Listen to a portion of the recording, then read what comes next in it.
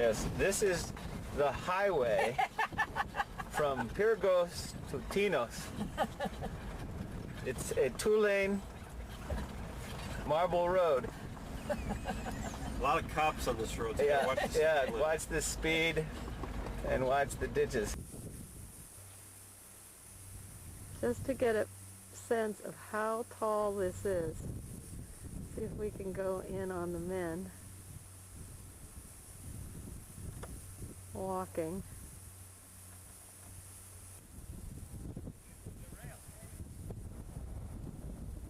Petros with his young students at the quarry site.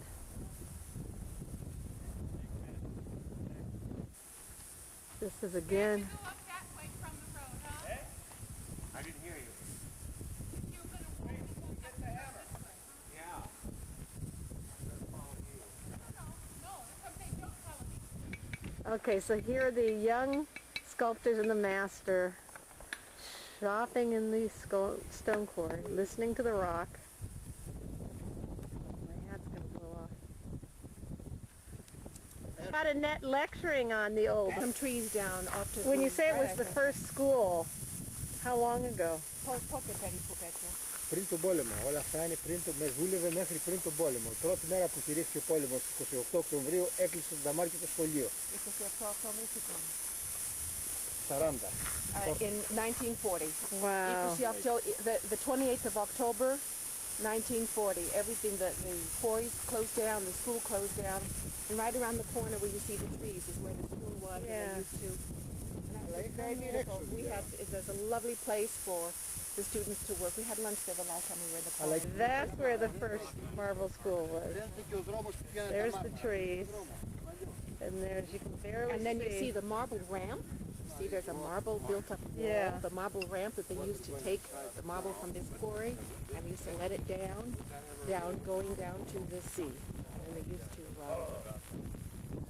to work it, cut it into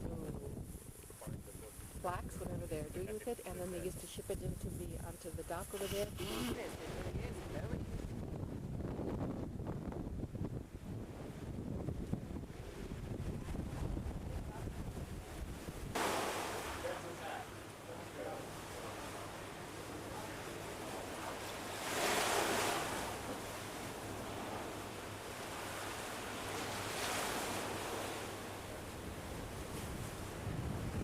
Taverna.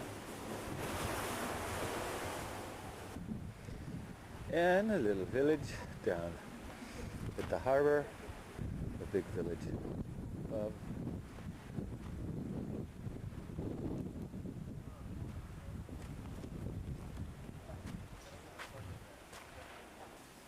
So it's the main street of Petros's village. We're on our way to see an old olive press and his house. Okay, in the center here, where these big stones are, is where the olives were poured into the troughs there, and a donkey was tied on the edge of that, and he would walk around circles, turning these big rocks, crushing the olives, because most of the oil is actually in the seeds. So you need to crush the seeds in order to do that. Then the crushed olives were put in big burlap bags and placed on the press over here. Wow. And then as they were being pressed, hot water from the fire here, big tubs of boiling water were poured on over the bags in order to release the oil. So that was the church that we were in, looking at the carving that Petros did. And this is the village on the hill. But this is Petros's house, or where Petros grew up. It's Petros's father's house. We're going to see 8 people below, and then the main.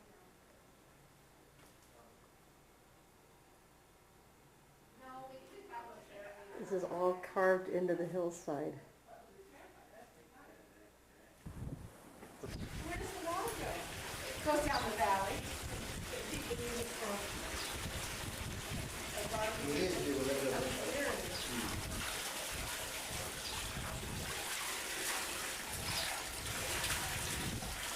They're drinking the sacred water.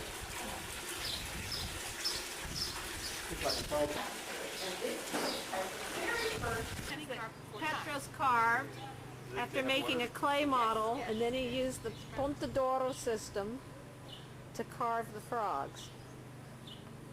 But they're not his first carving. We're going to go in and see his first carving. Nice view for the frogs. Say it. First commission. First commission when he was 17 years old. They did it all by hand without any electricity. He and his father. That's pretty amazing. Let me take a look at it. And that's the white tennis marble. Inatin na katalama.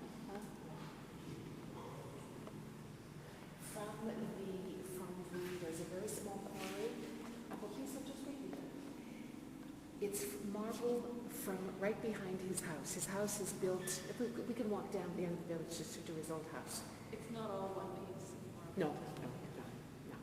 But it's from, So here he is cutting